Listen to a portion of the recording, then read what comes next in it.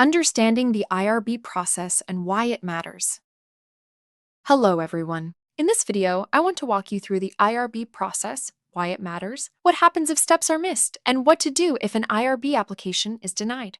IRB review is a standard process in academic research and publishing. Understanding this process now, as a student, will prepare you for any future research goals you have.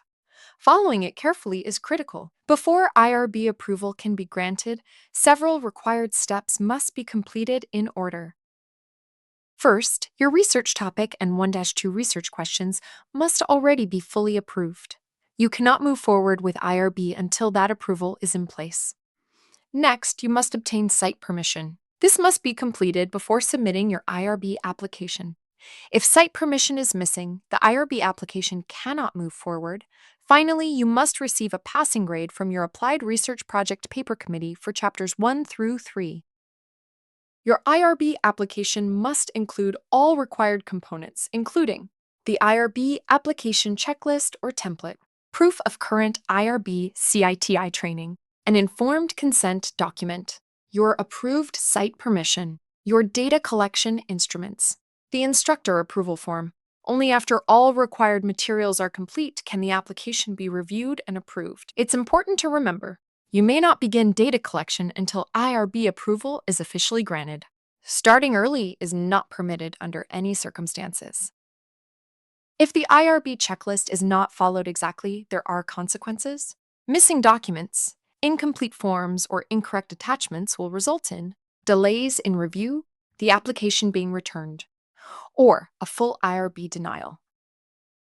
A denial does not mean your study is rejected forever, but it does mean your timeline is affected. Incomplete or inaccurate submissions are one of the most common reasons students experience progression delays, and these delays are preventable by carefully following the checklist and working closely with your RPC.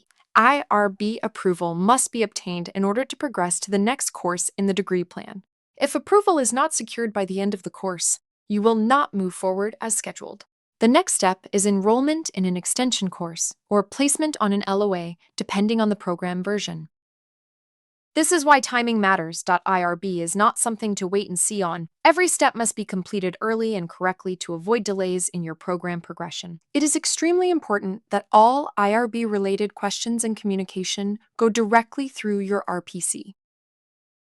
Your RPC reviews your IRB application before it reaches the IRB committee, helps identify missing or incorrect components, serves as your point of contact throughout the process. Reaching out to other offices or attempting to navigate IRB independently can create confusion and delays. Staying within the process and keeping communication centralized with your RPC helps ensure accurate guidance, faster resolution of issues, and proper documentation of your progress. What to do if the IRB denies your application?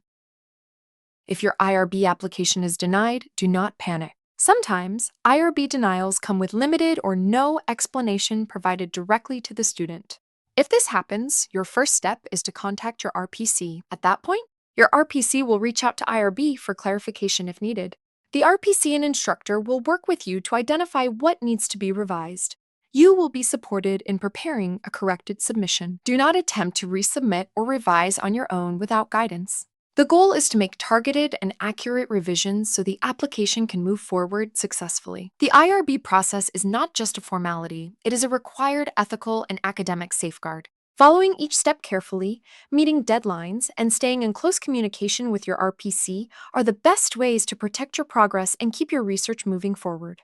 If you have questions at any point, reach out to your RPC early.